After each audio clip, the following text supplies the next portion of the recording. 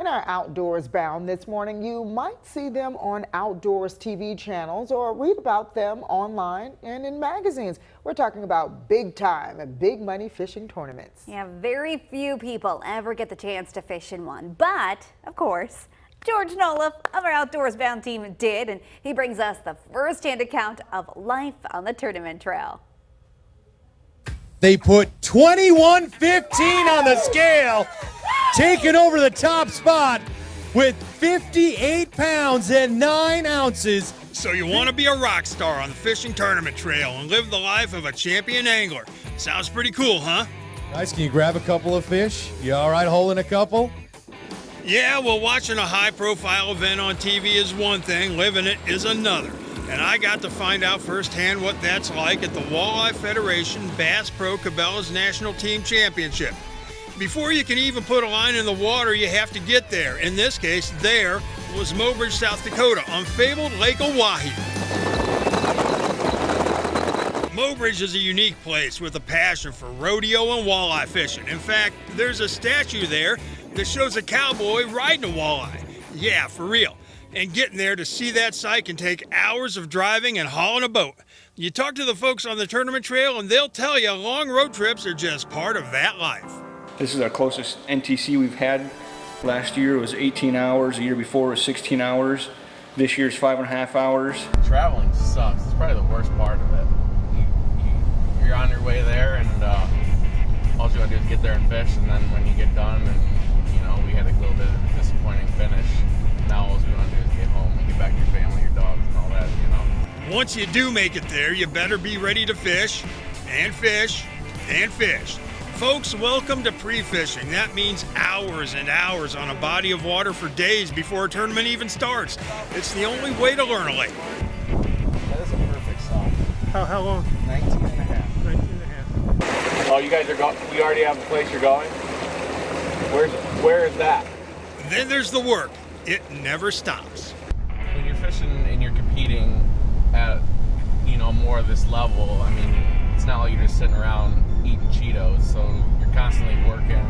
That means that after a grueling day on the water, there's tedious hours of basic maintenance, rigging and re-rigging, taking inventory, tying off new gear, doing essential repairs, and it's not cheap. A lot of prep work. I've got, my wife knowing I've got thousands and thousands of dollars in my boat. So after you've put in the time and the money, day one of the tournament finally gets here.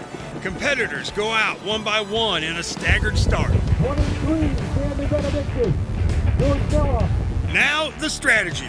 You apply all that you learned doing homework and pre-fishing to just a few precious, pressure-packed hours on the water.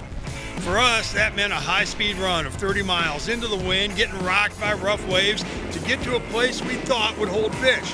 After 7 hours of hard fishing, we rushed back for the weigh-in.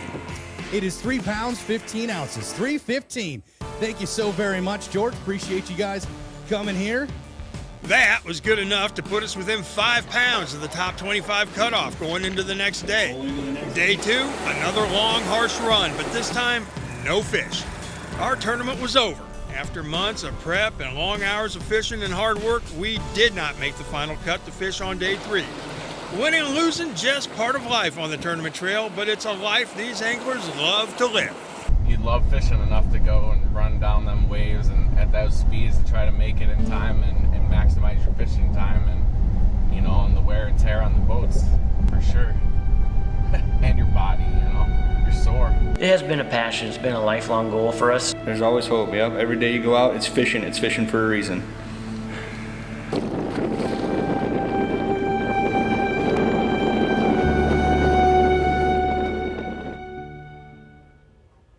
How y'all doing, folks? That was one big old walleye those Stender brothers were holding up, right? They finished in 14th place out of 257 boats in the National Team Championship. Pretty good. In case you were wondering, my partner Dandy Benedictus and I finished 127th, right in the middle of the pack. Wow. Well, that's not bad for all of those people. Yeah. What'd you say, 400 and something? 257 boats. Okay, Yep, yeah, right in the middle. So, George, what was the top prize in that tournament? Well, the top prize was a boat valued at more than $70,000 plus $25,000 cash. Wouldn't have been bad to have that in pocket. Yeah. Well, maybe we might need to send you back. Well, sounded grueling. Would you actually do it again? Another major tournament? You know what? I was physically and emotionally exhausted at the end of that thing. If you would have asked me on Saturday, I would have said no way. Ask me now? Yeah, in a heartbeat. Well, you would train differently. You would do something differently than you did before this one for the first time. Knowledge is your friend. Yeah. And so Saturday, that was your day 2? So Friday was my day 2. Saturday was day 3. The top 25 fished for the big prize. And I mean, they all fished for the money. Everybody got money if you hit the top 25. It's okay. We still Well, 127th, we'll get you a nice certificate. I draw very well. I can imagine, though. That is tough. I mean, you're out in the water. I mean, I grew up on the water on a boat, so that does a lot to your body, the jolting and then the fishing, and to not get any. It's okay. It's okay. That's okay. That's We're glad you're back, though. Yeah, we are glad you're back. We enjoyed the experience of you being there, though. We enjoyed you being there, first-hand encounter every morning, so it was actually good to have you outdoors bound. Thank you. Thank you so much. All right, George and Olaf, everybody, with our WVXR Outdoors brand team, thank you so much for joining us this morning.